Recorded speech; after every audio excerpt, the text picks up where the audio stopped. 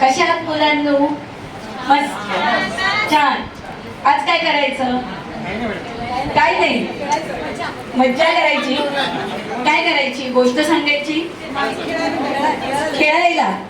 नाही, मग आपण आहे ना खेळायचंच, पण अभ्यासातून खेळायचं, गोष्टीतून खेळायचं. हा, मी आज तुम्हाला छान गोष्ट सांगते. हा, त्याच्यात काही कोडी आहेत, काही छान अशा गमती जमती आहेत, त्या तुम्ही ओळखायच्या. एक व्यापारी असतो आणि तो व्यापारी गावांमध्ये वेगवेगळ्या गोष्टी विकत असतो. त्या काळातल्या म्हणजे जुन्या काळामध्ये हॉटेल्स किंवा धर्मशाळा हा प्रकार नसायचा आणि मग देवळांमध्ये ते लोक थांबायचे. त्या ठिकाणी व्यापारी संध्याकाळ झाल्यानंतर देवळामध्ये थांबतो आणि तो आपल्या नोकराला सांगतो की तू तेलही विसरलायस आणि तूपही विसरलायस. मग आता काय करायचं? गावात जा आणि तेल आणि तूप घेऊन ये. तो म्हणतो की ठीक आहे, मी आणतो. पण भांड बघायला जातो तर त्याने भांडी घेतलेली नसतात. मग तो व्यापारी त्याला म्हणतो, ते बघ, त्या देवळाच्या इथे एक भांड आहे, ते भांड तू घे आणि तेल पण घेऊन ये आणि तूप पण घेऊन ये.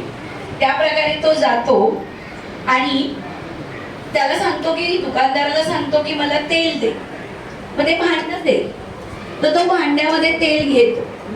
बरं, पण मला तूपही पाहिजे, मला तूपही पाहिजे. मग तुपासाठी भांड दे. ते भांड तो उलट करतो. म्हणतो ह्याच्यात आता तू काय कर, तूप दे.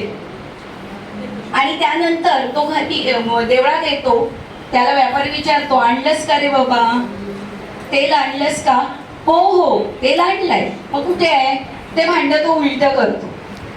त्याबरोबर तूप पण सांडतं आणि त्याच्याकडे काहीही राहत नाही. याच्यावरून काय तयार झाली?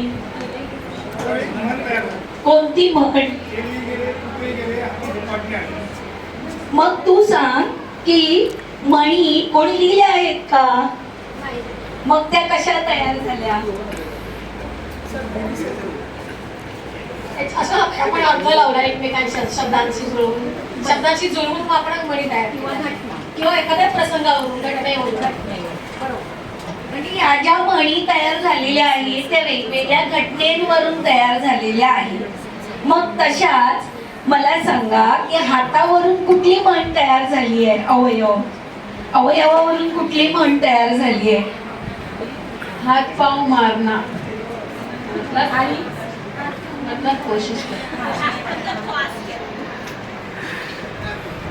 आता जी बोटे सारखी नसतात.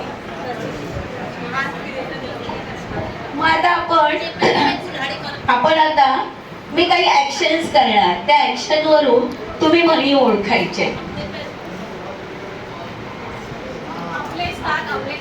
अगदी बरोबर. आपलेच दात आणि आपलेच ओठ. आपण कुठे बरं वापरतो ही म्हण? आपण ही म्हण कुठे वापरतो?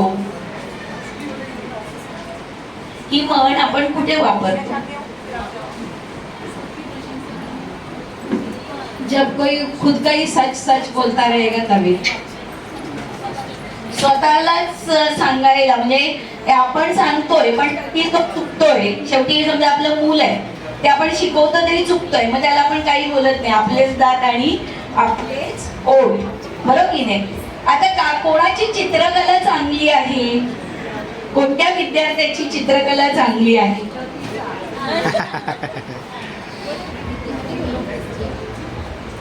मला तू त्या गोष्टीवर चित्र काढून दे. हत्ती गेला आणि शेपूट राहील. हाती गयावर शेपूट राहील. तू कसं चित्र काढशील? इथे इथे आपल्याकडे काढायला काही नाही आहे, मग आपण ते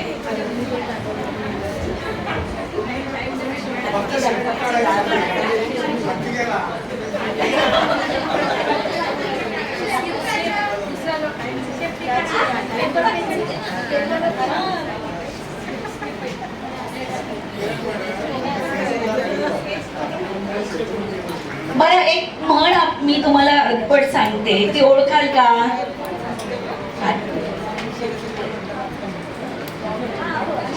चित्र चित्र